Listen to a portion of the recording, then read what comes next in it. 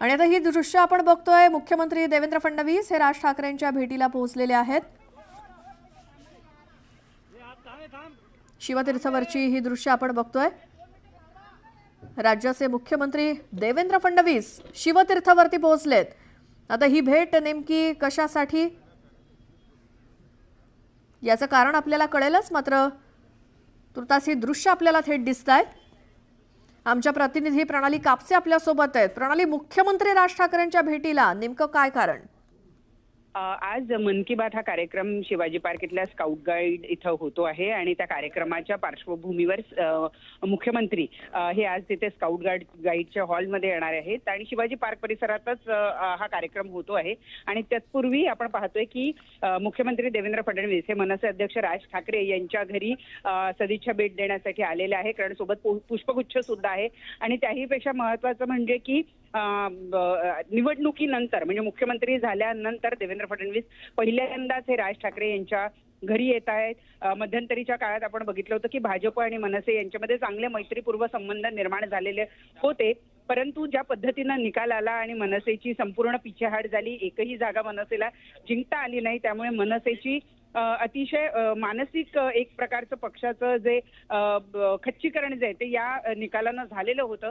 त्या पार्श्वभूमीवर आता जर आपण बघितलं तर या भेटीला अतिशय महत्त्व द्यावं लागेल, कारण अतिशय महत्त्वपूर्ण ही भेट म्हणावी लागेल, कारण मुंबई महानगरपालिकेच्या आणि स्थानिक स्वराज्य संस्थांच्या निवडणुका या येत्या काही महिन्यांमध्ये होऊ घातलेल्या आहे। या पार्श्वभूमीवर मुख्यमंत्री यांचं राज ठाकरे यांच्या निवासस्थानी येणं ही अतिशय महत्त्वाची आणि मोठी बातमी म्हणावी लागेल। मैत्रीपूर्ण संबंध किंवा स्थानिक स्वराज्य संस्थांच्या निवडणुकांसाठीची तयारी या दृष्टीनं सुद्धा याच्याकडे बघितलं जाऊ शकतं का, हे बघणं महत्त्वाचं ठरणार आहे। आणखी एक महत्त्वाची गोष्ट म्हणजे की मोहित कंबोज जे की देवेंद्र फडणवीस यांचे अतिशय निकटवर्तीय असे मानले जातात, ते सुद्धा आधीच मनसे अध्यक्षांच्या घरी उपस्थित झालेले आहेत।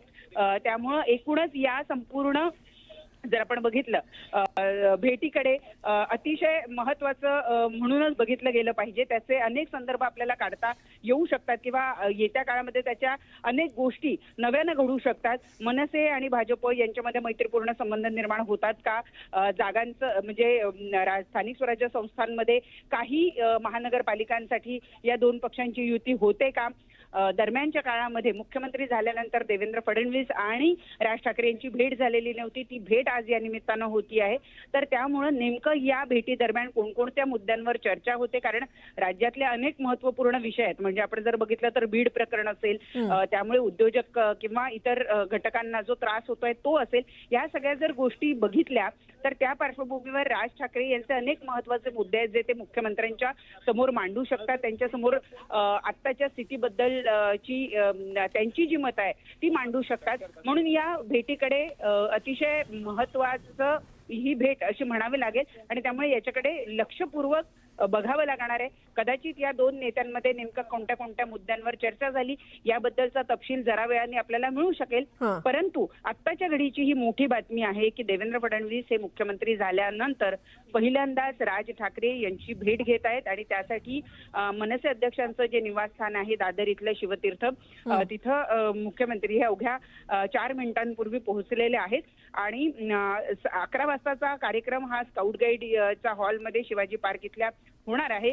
तत्पूर्वी जवळपास आपण जर बघितलं तर एक 1.25 तास आधी जे आहेत ते मुख्यमंत्री इथं आलेले आहेत, त्यामुळे साहजिक आहे की ही भेट बराच कालावधी चालेल असं आपल्याला या ठिकाणी म्हणता येईल। बरोबर आहे प्रणाली। आणि विधानसभा लोकसभेसाठी गोष्टी वेगळ्या असतात, मात्र महानगरपालिका किंवा स्थानिक स्वराज्य संस्थांच्या निवडणुकांसाठी पूर्णपणे वेगळा हिशोब असतो। त्यामुळे कोण कोणासोबत असेल किंवा कशी युती होईल, कसे दोन पक्ष एकत्र येतील हे काहीच सांगता येत नाही।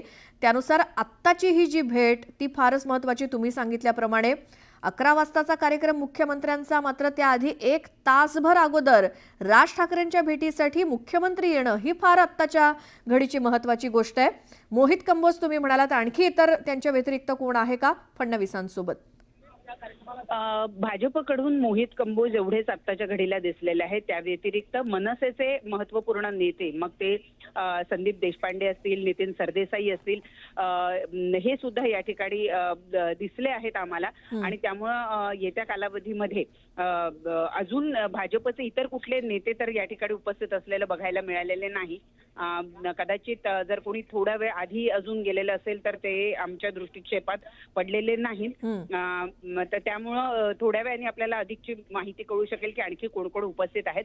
परंतु स्थानिक स्वराज्य संस्थांच्या निवडणुकांच्या पार्श्वभूमीवर जसं श्वेता तू म्हणालीस त्याच पद्धतीनं अगदी खरंय की कोणते पक्ष एकमेकांबरोबर जातील याचा काही नेम नसतो. कारण अतिशय स्थानिक पातळीवरची ही गणितं असतात.